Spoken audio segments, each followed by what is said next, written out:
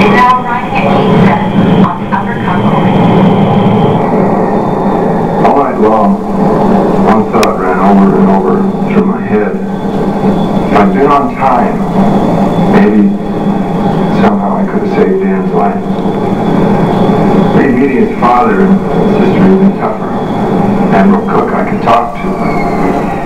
Alice, what do you say to your buddy's kid sister?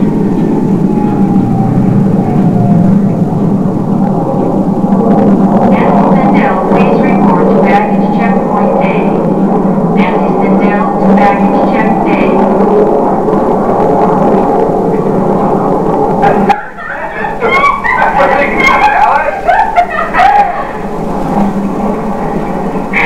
Thomas! You look terrific! You look terrific! Terrific, yeah. And big, too. Oh, yeah. Always does a big one. Where's your father? Washington hearing. Thomas Mangum, I'd like you to meet Sam. Jones. Sam Jones. Industrial Brahmin. That's right, Sam Jones, Industrial Brahmin. Thomas Mangum, Sam Jones.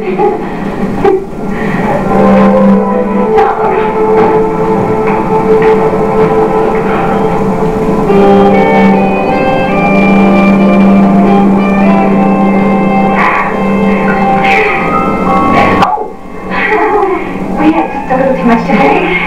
Get your bags, Here, listen, I was going to get her bag. I didn't know her boyfriend was meeting her. Bye.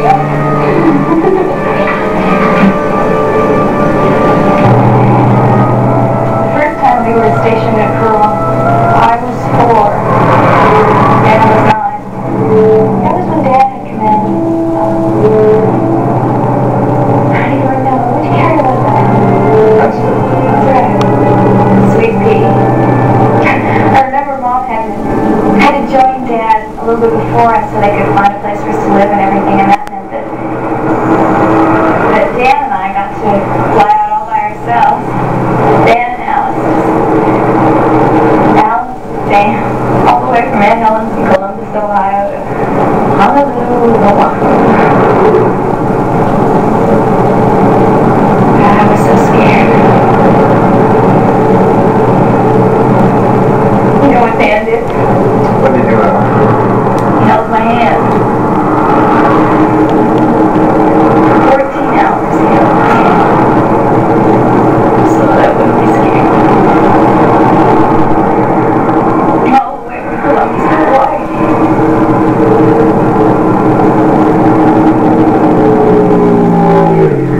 I don't think I ever thanked you.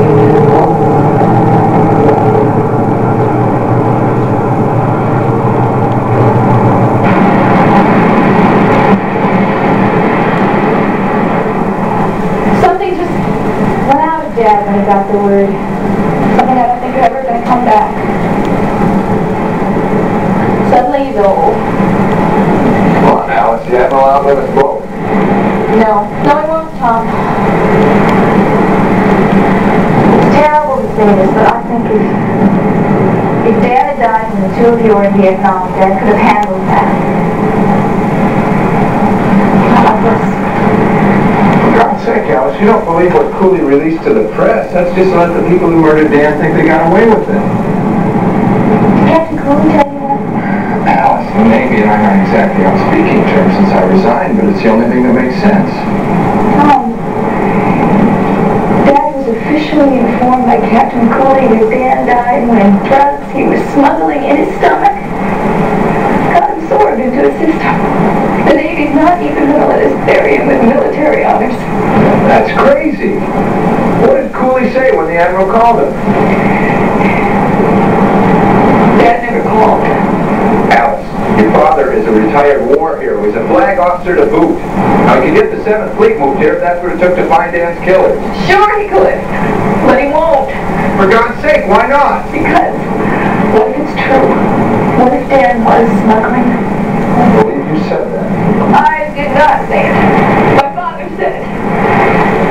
Tom, look, part of Dad knows But Dan could never do anything like that. But that other part of him, that Navy part of him, that military man just cannot disbelieve an official report that is signed by Captain Cooley and a Navy doctor and half a dozen other people. Now, you tell me, are they all lying? I don't know. Maybe. But we'll never find out if somebody doesn't challenge it. Well, it is not going to be Dad. You mean he's just going to accept that report? Yes. He's hoping you won't.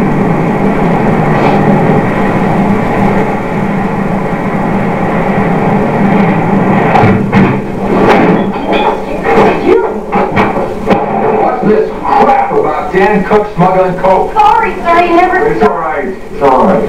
It's all right. Now return to your desk, Gilmore. You know, Magnum, one of my fondest memories will always be the day you resigned your commission. Watching the shore patrol toss your butt off this station. You want to tell me why you're writing Dan off, or you want the shore patrol to charge me with assault?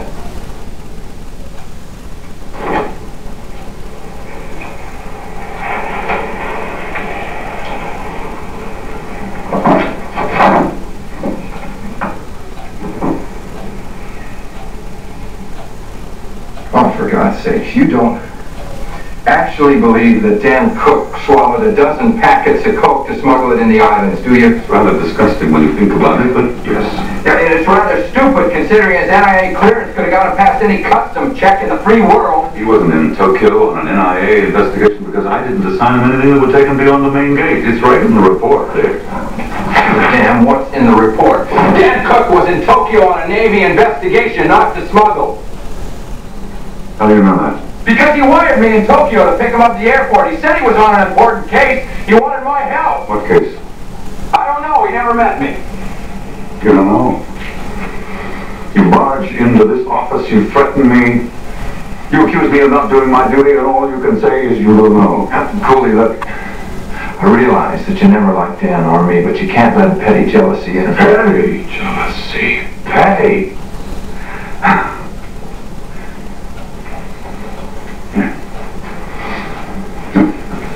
You see this? It took me 3 wars and 30 years to learn this. That's 30 years of sweating, of bleeding, laughing at stupid admiral's jokes, volunteering to serve on the rust buckets of this Navy. I figured it would take the 2 of you half that to make captain. What are you? Are you smarter than me? You better say there's more dedicated officers? No, I'll tell you what you were, mister. You were connected. Who got the 2 of you appointed to Annapolis? Who got your Navy crosses approved? Who was going to get you your scrambled eggs in half the time it takes to earn them? I'll tell you who. Admiral Raleigh Cook, that's who. Now, not covering up for his son may seem like petty jealousy to you, mister, but to me, it's poetic justice.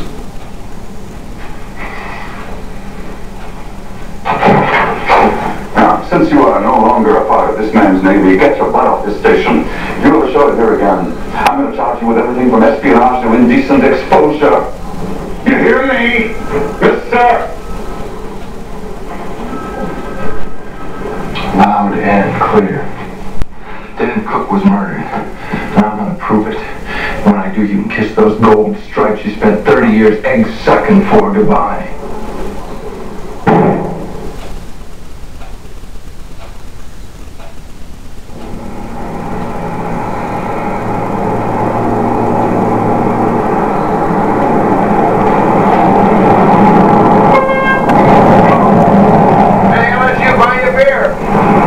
Sorry, late for date. Maybe some other time. See y'all later.